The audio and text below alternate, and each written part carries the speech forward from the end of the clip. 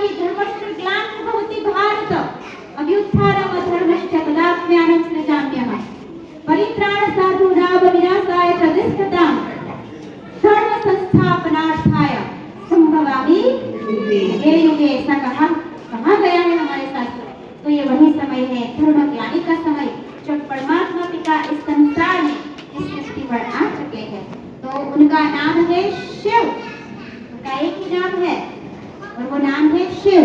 और कायेन वाचा मनसेन्द्रियेण पूज्यार्पणा। गणपति बप्पा मोरया। तो अभी गणपति उत्सव चल रहा है और यहाँ पे सभी भक्त जो है आरती द्वारा अपने गणपति जी की आराधना कर रहे हैं। तो आपको आरती के बाद एक ऐसी कहानी से अवगत कराऊंगी। इस कहानी से आपको क्या प्रेरणा मिलती है वो आपके ऊपर निर्भर करता है। तो हम सभी के जीवन में परिवर्तन बहुत ज़रूरी है। तो गणपति जी की पूजा करते समय हम तो विघ्नहर्ता बुद्धिदाता जानते हैं, बट वो विघ्न कैसे हरते हैं और विघ्न हरने के लिए हमारे अंदर क्या विकार है, तो इन सब से संबंधित आज ये कहानी गणपति जी का सुनिए और ज़रूर सुनिए। ये कहानी अंत तक सुनिए ताकि आप इसे अपने जीवन में लागू कर सके, अपने जीवन में आत्मसार कर सके और उसके बाद अपने जीवन में परिवर्तन ला सके। ये समाज के लिए, हमारे लिए और हमारे परिवार के लिए बहुत ज़रूरी है। तो चलिए हम कहानी से अवगत होते हैं। ओम शांति। आज આપણે બધા ભેગા થયા છે અહીંયા ગણપતિ બાપાની આરતી કરવા માટે। તો ફક્ત 5 મિનિટ માટે ગણપતિ બાપા આપણને શું શીખવાડે છે, ગણપતિ બાપાનું સર્જન કેમ થયું, આપણે આ તહેવાર કેમ મનાવીએ છે એ વિશે થોડું જાણીશું। અનેક उत्साह से गणेश चतुर्थी पे गणपति बापा का आह्वान करते हैं हम और हम ये उत्सव मनाते हैं। कहा जाता है कि गणपति बापा जो है विघ्न विनाशक देवता है, उसे कहते हैं विघ्नहर्ता।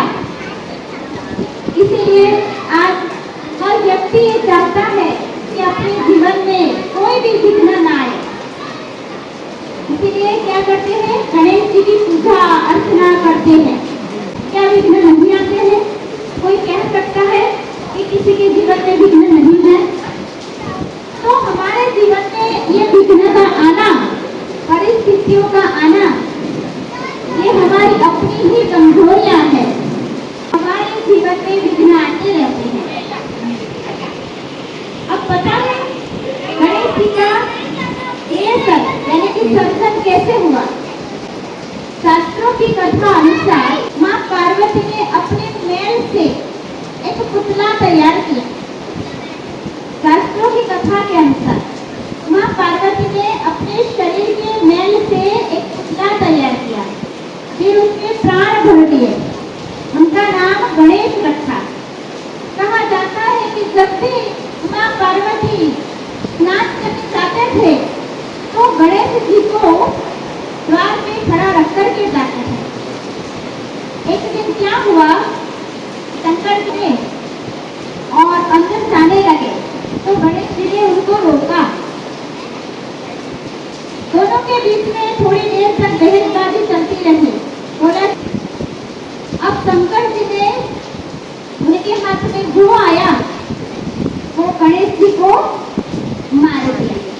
तो गणेश जी का सिर क्या हुआ, धड़ से अलग हो गया। इतने में माँ पार्वती जी अंदर से आए और अपने पुत्र का सिर धड़ से अलग होता हुआ देखा, बहुत जोर से रोने लगी और कहने लगी मुझे मेरा बच्चा वापस चाहिए, जिंदा चाहिए। माँ पार्वती कहती है मुझे मेरा बेटा वापस चाहिए, फूल रीति से ले लिया। और इसके पीछे का जो सूक्ष्म भावार्थ था वो हमने आज तक समझा ही नहीं। आपको बताएंगे कि परमात्मा शिव जब इस सृष्टि पर आते हैं तो हम सब आत्माएं उनकी संतान हैं, उनके बच्चे हैं। हम सब आत्माएं अपने पिता को नहीं पहचान पाती हैं क्योंकि हमारे सिर में क्या है, देह का अभिमान, मिट्टी का ये बना शरीर। कहते हैं ना पार्वती ने गणेश को कैसे बनाया, लेकिन मेल का बनाया।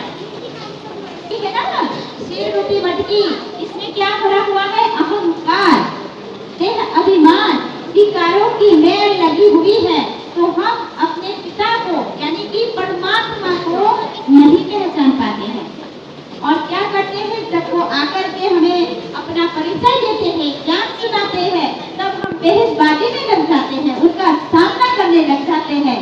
तब कहा कि शंकर जी ने उनका सर जो है धड़ से अलग कर दिया। इसका मतलब ये होता है। और ये भी कहा कि हाथी का सिर लगा दिया। अब शास्त्रों की कहानी में ऐसा बताया कि हाथी का सिर काटा, पहले बच्चे का सिर काटा, फिर और एक हत्या दूसरे दिन हाथी का सिर काटा। तो इसके पीछे का क्या रहस्य है? क्या कोई धूल में हत्या की? नहीं।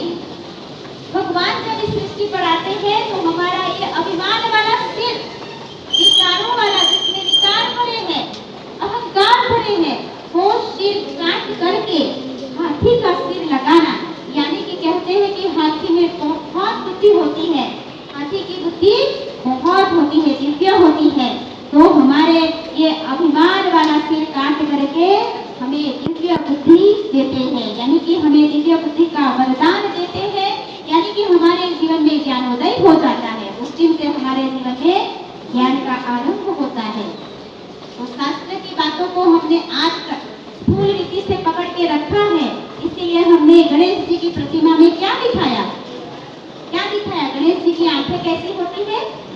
छोटी छोटी आंखें, छोटे छोटे पैर, और सारा शरीर कैसा हमने ग्रुप बना दिया उनका।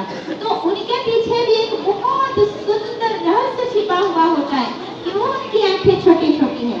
कि हम जब भी दूर का देखते हैं तो हमारी आंखें ऐसे छोटी हो जाती है, छोटी हो जाती है। यानी कि कुछ भी देखो तो आदि मध्य अंत का देखो, आदि मध्य अंत का सोचो, फिर करो। तो दूरांदेशी दृष्टि, इसका प्रतीक है ये गणेश जी की छोटी छोटी आंखें, फिर बड़े बड़े कान। हाँ, यानी कि कान दो है और मुंह एक है, यानी कि सुनना ज्यादा है और बोलना कम है। तो ये प्रतीक है कि बड़े बड़े कान, जो अच्छा है उसे सुनना है, जो अच्छा नहीं था जीवन में, अच्छी बातें जो नहीं थे उसे निकाल देना है, उसे भूल जाना है। फालतू की बातें जो हमने सुन ली उसे यहाँ वहाँ नहीं फैलाना है। फिर बताया उनकी सूंड बड़ी ताकत वाली होती है। तो सूंड किस बात का प्रतीक है? कि हाथी जब चलता है, अगर वो गुस्सा करे, गुस्से में आ जाए, तो वो झाड़ के झाड़ उखाड़ देता है उस सूंड से। और अगर हाथी के सामने एक चींटी भी आ जाए तो उसको वो फूंक मार के उड़ा देता है, कहीं उनके पैर के नीचे दब न जाए, मर न जाए। इतनी दया एक चींटी के प्रति। तो ये सूंड जो है जिसमें दया भी है और ताकत भी है, दोनों का बैलेंस दिखाया है। फिर क्या दिखाया? गणेश जी का बड़ा सा पेट, उनका पेट बहुत बड़ा दिखाया। हाँ, पूरे शरीर में पेट क्या दिखाया? स्वामी सुंदरा रे, स्वामी सुंदरा रे, बहुत बड़ा पेट दिखा दिया। अब हम जब भी किसी के लिए बोलते हैं तो कहते हैं इनके पेट में कोई बात नहीं दिखती। ये पेट भी क्या मुहावरा करता है? बात होती है बुद्धि में, और हम बोलते हैं कि इनके पेट में तो कोई बात दिखती ही नहीं है। इसका अर्थ क्या होता है? बात पेट में होती है कि दिमाग में होती है? लेकिन हम बोलते क्या है? पेट। तो बड़ा सा पेट ये क्या दर्शाता है?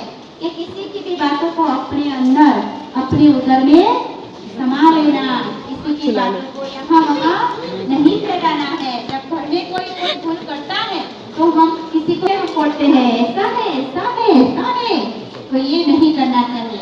तो इसका रूपक है ये बड़ा सा पेट, फिर इस भारी भरकम शरीर और छोटे छोटे पैर। तो ये छोटे पैर क्या दर्शाते हैं? कि सोच समझ के चलो, एक एक कदम पे क्या करो? सोचो, फिर कदम रखो, खूब खूब के चलो, कहते हैं ना। तो ये दर्शाते हैं छोटे पैर कि हमें कदम कदम पर सावधानी से चलना है। वैसे भी वो कहावत है ना, भारी वाहन धीमे हाथों। गणपति का शरीर कैसा दिख रहा है? भारी। इसीलिए क्या करना है? धीरे धीरे चलना है, सोच समझ करके हमें कदम रखना है। अब गणपति के कितने हाथ बताए?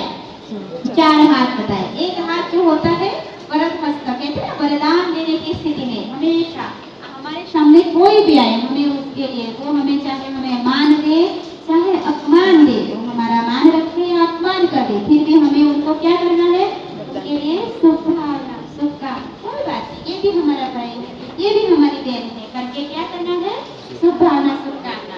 इसीलिए आशीर्वाद की स्थिति में वो हाथ रहता है हमेशा। वो हमें भी गणपति को देख करके हमारे अंदर ऐसी दूसरे के लिए शुभ भावना, शुभकामना, सुबह से लेकर जब भी हमारी आंखें खुले यही सोचो, सबका भला हो, सब सुख पावे। हम क्या करते हैं, गणपति के आगे जाके भगवान हमने शांति, हमें सुख देना और क्या देना, शांति देना, पर दूसरे को नहीं, सिर्फ हमें और हमारे परिवार। पर वसुदेव कुटुंबकम, सभी हमारे हैं, सब हमारे अपने हैं, तो सबका भला हो जाना चाहिए। मेरे से भी पहले सामने वाले का भला हो जाए, ऐसी भावना रखना है। वो वरदहस्तों में सिखाता है। दूसरे हाथ में होता है कमल का फूल। कहते हैं ना, कमल का फूल किचड़े में खिलता है, लेकिन किचड़े को टच नहीं करता। तो ये दुनिया भी बहुत गंदी है, इस अच्छी दुनिया में हम रह रहे हैं, तो हमें भी कमल फूल के समान ये गंदी दुनिया से न्यारे और प्यार रहना इसी दुनिया में है, इसी समाज में, इसी घर में। लेकिन गंदगी को यानी कि विकारों को, व्यसनों को, फैसलों को हम टच ना करें, खराब विचारों को हम टच ना करें, किसी को दुख नहीं देना है, किसी की हाय नहीं लेना है, ये सब विचार हमें टच ना करें। तो ऐसे कमल फूल समान हमें रहना है। इसीलिए गणेश जी के हाथों में कमल का फूल दिखाया, तीसरे हाथ में दिखाया है रस्सी दिखाई है। अब रस्सी से किससे बांधना है, क्योंकि स्नेह के बंधन में एक दूसरे को हमें बांधना है, एक दूसरे से नफरत नहीं करनी है। क्या करना है, स्नेह के बंधन में हमें सबको बांध के रखना है। परिवार में भी कोई एक व्यक्ति जब सहन करता है ना, तो परिवार बंध के रहता है। जहाँ सहनशीलता होती है वहाँ परिवार इकट्ठा होता है, जहाँ सहन नहीं होता है तो परिवार क्या हो जाता है, टूट जाता है, सब लोग बिखर जाते हैं, है ना। चौथे हाथ में क्या बताया, कुल्हाड़ी, परसू, जिसे परसू क्या, तो क्या काटना है, कुल्हाड़ी से क्या काटा गणेश जी ने, ताकि हमारे कर्म बंधन और दूसरों के भी कर्म के बंधन, हिसाब किताब, उसको काटना है, उसका रूपक है ये परसू। अब एक हाथ में मोदक भी बताया है, यानी कि लड्डू। गणपति बाबा को लड्डू बहुत पसंद है, बूंदी के लड्डू हो या चाहे कोई भी लड्डू हो, लेकिन लड्डू बताया हुआ है। तो वो किस बात का प्रतीक है, देखो बहुत सारे बूंदी इकट्ठा करके हम क्या बनाते हैं, लड्डू बनाते हैं, मोदक बनता है। और उनको बनाने के लिए 5 उंगली की जरूरत पड़ती है। लड्डू कैसे बनता है, एक उंगली से बना है, 5 यानी कि संगठन की शक्ति, संगठन में ही क्या है, सफलता है। तो मोदक ये हमारे संगठन की निशानी है कि संगठन में रहो। और क्या दिखाया, गणेश जी का वाहन चूहा। अब चूहा के लिए हम क्या बोलते हैं, अभी नारा बोला गया, गली गली में उंदर। गणपति क्या है, बहुत सुंदर, लेकिन चूहा तो बहुत छोटा है और गणपति बाबा का शरीर तो बहुत बड़ा है। तो कैसे सवारी हो सकती है, आप ही बताइए, वो ऊपर कैसे बैठ सकते हैं। और चूहा तो हमेशा गंदगी में रहता है, कहाँ रहता है, गंदगी में रहता है। फिर भी चूहे का वाहन क्यों बताया गया, इतने सारे वाहन है, मोर है, बेल है, मोर है, शेर है, बहुत सारे वाहन है, और कोई वाहन क्यों नहीं बताया, चूहा क्यों बताया गया शास्त्रों की कथा में। क्योंकि पता है चूहे के अंदर एक बड़ी सी विशेषता है कि चूहा जब काटता है ना, तो फूंक मार मार के काटता है, ब्लड भी नहीं करता है, फिर भी व्यक्ति को पता नहीं चलता, इस तरह से। तो हमें भी क्या करना है, ऐसी ये जो विशेषता है ना चूहे की, कि किसी को भी उसकी बात बताना है, सत्य बात, तो बहुत अच्छी तरह से उस सत्य को पेश करना है। सत्यम वदा प्रियम वदा। हम किसी को मुंह पे बोल देता है, तू ऐसा है, तू ऐसी है, ऐसा नहीं। जैसे चूहा कैसे फूंक मार मार के काटता है, वैसे क्या तो फूंक मारना है। किसी को सत्य बात बतानी है तो उसे फूंक मारनी है। कैसे फूंक मारोगे, उसकी विशेषताओं का वर्णन करो कि तू बहुत अच्छी है, तेरे में ये बात ना बड़ी अच्छी है, लेकिन बस ये थोड़ी सी कमजोरी है, बस तू इतनी कमजोरी को अगर सुधार ले तो तेरे जीवन में बहुत सारी सफलताएं आ सकती है। तो ये बात है, इस बात का रूपक है ये चूहा। और क्या बताया, गणपति की दो पत्नियां। आज देश में, भारत देश में जितने भी हिंदू लोग हैं ये त्योहार बड़े धूमधाम से मनाते हैं। लेकिन इसके भी घर के अंदर अगर एक पत्नी है और दूसरी पत्नी आने की तैयारी अगर है तो किसी को सफल होता है?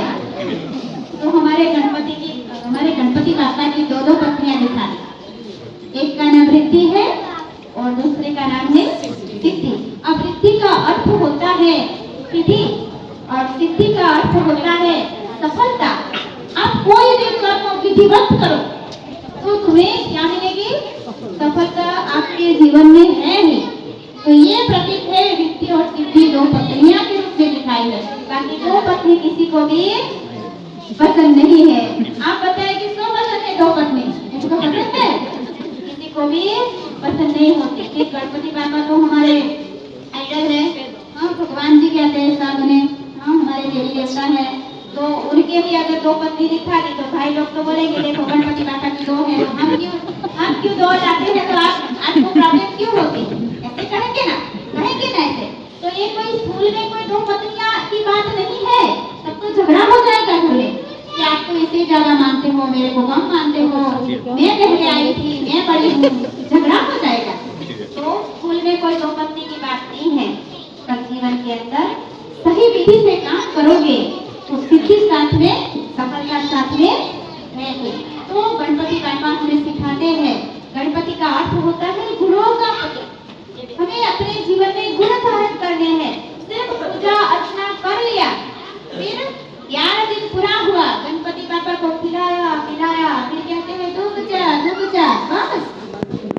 तो बस इतना कर लेने से क्या विघ्न हमारे जीवन में समाप्त हो जाएंगे? नहीं हो सकते।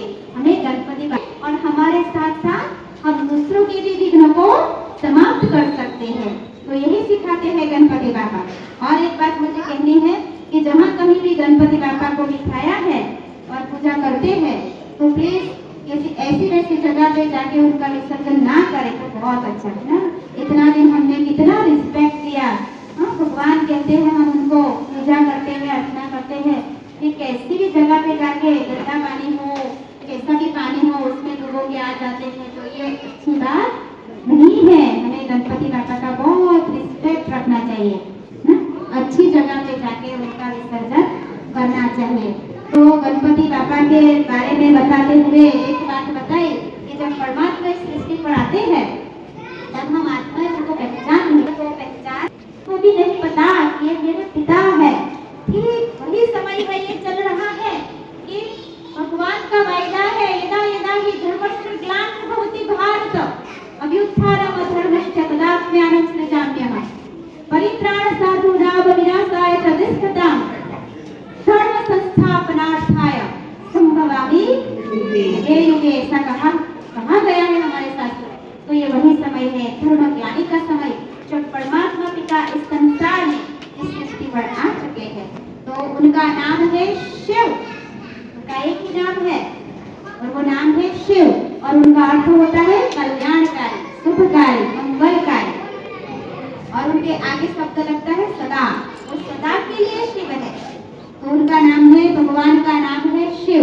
और वो आते कब है? धर्मग्लानि के समय पे। धर्मग्लानि कब होती है? कलयुग के अंत में। ये धर्मग्लानि का समय चल रहा है, बहुत खराब दुनिया हो गई है। तो यही वही धर्मग्लानि का समय है और परमात्मा सृष्टि पर आ चुके हैं। आकर के क्या कर रहे हैं? हमारे धड़ को अलग करके हाथी का सिर लगाना, मतलब हमारे अपने करीब ना उतना ही प्यार से भगवान को अब क्या करना है? प्यार करना है। ऐसे नहीं 2 दिन व्रत रख लिया बस, तीसरे दिन जैसे थे ऐसा नहीं, बहुत प्यार करना है और रोज रोज करना है। आत्माओं से प्यार करके तो देख लिया ना सबने, क्या मिला? कुछ नहीं मिला। तो आत्माओं को प्यार करने का ये समय नहीं है, अब समय है भगवान से प्यार करने का। भगवान कहते हैं अपने को आत्मा समझो और मुझ परमात्मा पिता को प्यार से याद करो। और वो आते हैं कलयुग के अंत में और क्या करते हैं? पतितों को पावन बनाते हैं। फिर हम कहते हैं कि भगवान हमें नौकरी चाहिए, छोकरी चाहिए, बंगला चाहिए, गाड़ी चाहिए, ये चाहिए, वो चाहिए, मेरा बेटा ठीक हो जाए, मेरा बुखार ठीक हो जाए। ऐसे कर्म भगवान करने के लिए नहीं आए, वो तो हमें अपने कर्म के अनुसार हमारे जीवन में आते हैं। हमें क्या करना है? उनका कर्तव्य